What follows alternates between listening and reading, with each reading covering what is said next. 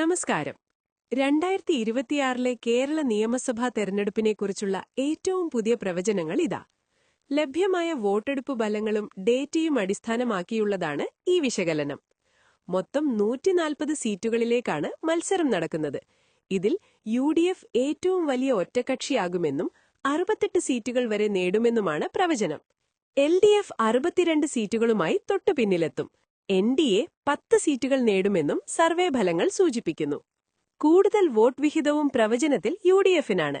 UDFന് 44% വോട്ടുകൾ ലഭിക്കുമ്പോൾ LDFന് 40% വോട്ടുകൾ ലഭിക്കുമെന്നാണ് പ്രവചനം. NDAക്ക് 16% വോട്ട് ലഭിക്കുമെന്നാണ് അനുമാനം. വികസനം, തൊഴിലില്ലായ്മ, സാമൂഹിക ക്ഷേമം എന്നിവയായിരിക്കും ഇത്തവണത്തെ തിരഞ്ഞെടുപ്പിലെ പ്രധാന ചർച്ചാ വിഷയങ്ങൾ.